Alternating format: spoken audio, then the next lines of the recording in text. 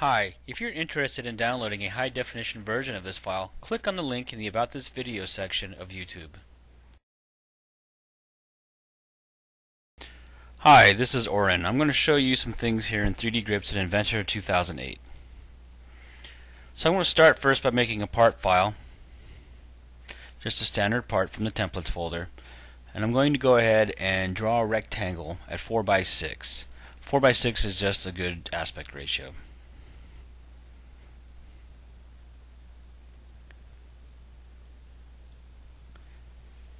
I'm going to leave this unconstrained. It doesn't really matter for 3D grips. Now I'm going to go ahead and extrude it. Also, it doesn't matter what side I extrude it to. And I'm going to set it to 4 inches. Now I'm going to draw a sketch on this face. I'm going to go ahead and draw a circle and dimension that out to 2 inches in diameter.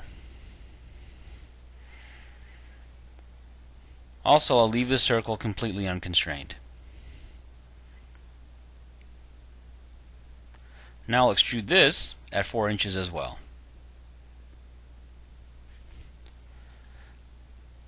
I'm going to go ahead and set the selection filter to feature priority. That's just because it makes it a little bit easier for me to pick the features when I want to use 3D grips. And I can pick them either from the graphics window or I can pick them from the browser, whatever is easiest. In the graphics window, I can right mouse click on the feature and choose either 3D grips or move feature. It depends on what I want to do. I just pick the right one. In this case, I'm going to go ahead and choose 3D grips, and that activates the grip handles. Notice that as I move the cursor around, the grip handles fly out. If I grab the grip handle by left mouse clicking and dragging, I can move the feature.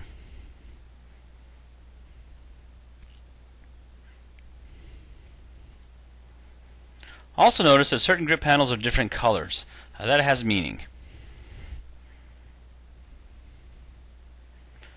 I want to edit this again with 3D grips, but now I'm going to right mouse click and choose Edit Extent. What Edit Extent does is set the absolute value of the full extent of the feature. In this case it'll be 2 inches. In this case I'll set it to 4 inches. Now I also have the option of editing an offset. The offset is a distance relative to its current position, so I'll add, in this case, 1/4 of an inch. Right mouse click and choose Done. Now I have another feature available to me from 3D Grips. I have the Move Feature option.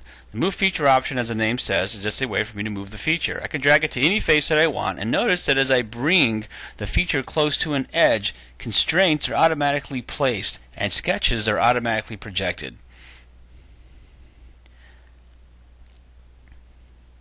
If I take a look at the sketch that supports the circle, I now see that there are two projection lines automatically two reference geometry lines automatically projected and tangent constraints placed to them.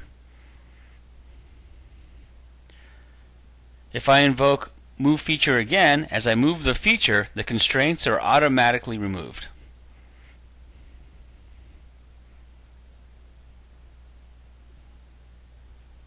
I can also access 3D Grips from the browser. I hope that works out for you, and I hope that you find that very helpful. Thanks a lot.